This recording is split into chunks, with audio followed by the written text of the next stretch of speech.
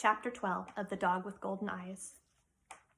Rake your leaves by hand? Sure, said Cassie, recovering from her astonishment and the unexpected offer.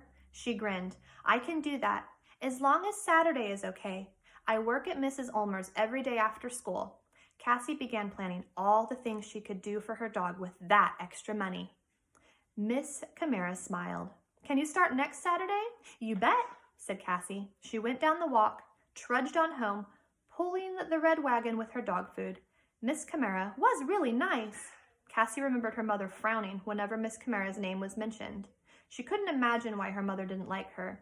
Usually her mother got along with everybody, except with Cassie. Once home, Cassie faced a new problem.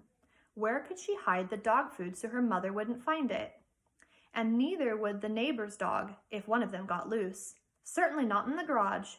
Maybe in the cleaning closet, behind the vacuum cleaner and the laundry soap. Mom depended on Cassie to do the vacuuming and the laundry. She struggled with the sack of dog food, wrestled it down the steps, and dragged it over to the closet. By shifting around the cleaning things and a big box of laundry soap, she worked the sack of dog food behind the vacuum cleaner.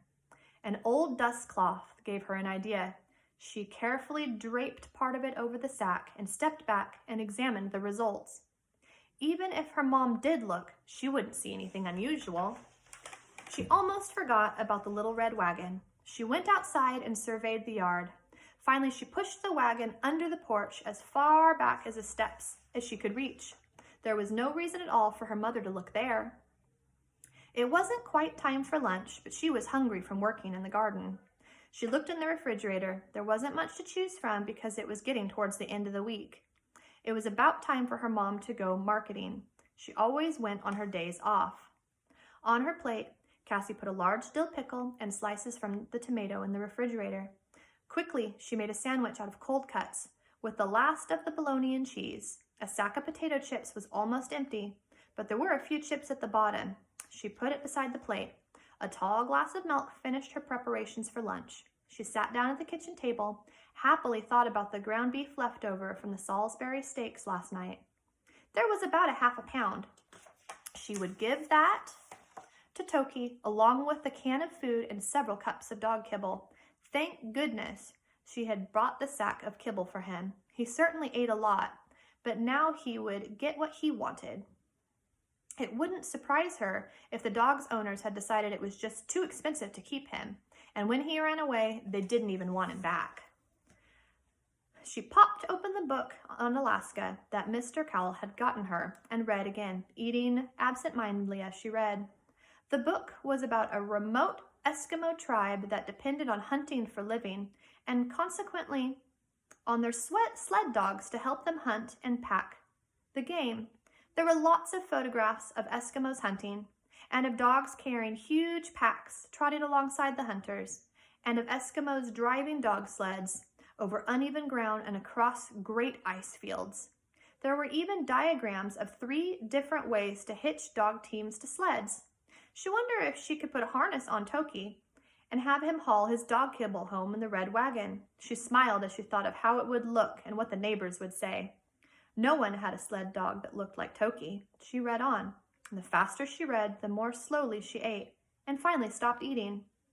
She was fascinated by the pictures of the sled dogs curled up asleep under the snowdrifts, their nose tucked under their tails, obviously storms raging around them. It was even 40 below, and the dogs were comfortable sleeping outdoors. Cassie shook her head. It really would be hard to keep Toki cool next summer. The book told of ways in which Malamutes and wolves looked alike and the ways in which they looked different. A Malamute's tail curled up over its back, and a wolf's usually hung straight down. The Malamute was stocky and very strong, good with packing and hauling heavy sleds. A wolf was strong, but he was also tall and thin. Malamutes had dark eyes. Wolves had yellow eyes. She turned the page and drew in her breath sharply. There, unmistakably, was a photograph of her white dog. 2 white dogs both look exactly like Toki. Each one had a large head with a narrow muzzle, slanted almond eyes, the big ruff of fur around his neck, long, thin legs, huge feet, and a heavy brush of a tail. Underneath the photograph was the caption, Arctic Wolf from Ellesmere Island. Cassie stared. A wolf. She had suspected Toki could have had a little bit of wolf in him, but to be a real wolf, an Arctic wolf, a shiver ran down her spine.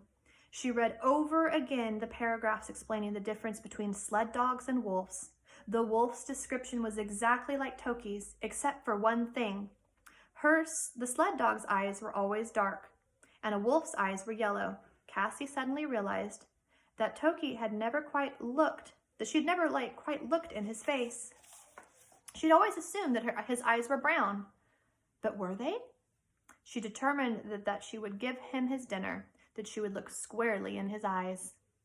Cassie had hardly remembered how the rest of the afternoon passed. She read on, her food untouched, the TV silent, until she realized that she was starting to feel nearly hungry again. She emptied the can of dog food into the metal dish, added some fresh ground beef, and poured a generous heap of dog kibble over it. She went outside, holding the dog dish firmly, determined to act, just as she had the day before.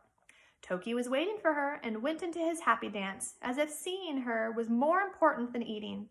She put the dish down by the tree, retreated to the steps. The dog glanced once at the dish, but happily finished his happy dance first, spun around for all of its joy, raced across the yard to the steps. He hurled himself upon Cassie and slobbered kisses on her face. His eyes almost closed as his lopsided grin. His description might fit that of a wolf, but he didn't act like she thought a wolf would act. Right now he was acting just like a dog. There must be some mistake, Cassie relieved.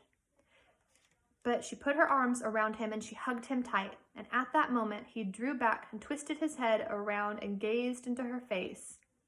His eyes were not the thrusting of a dog's. They were deep pools of yellow sunlight. Cassie was for sure now. Her dog with the golden eyes was a wolf.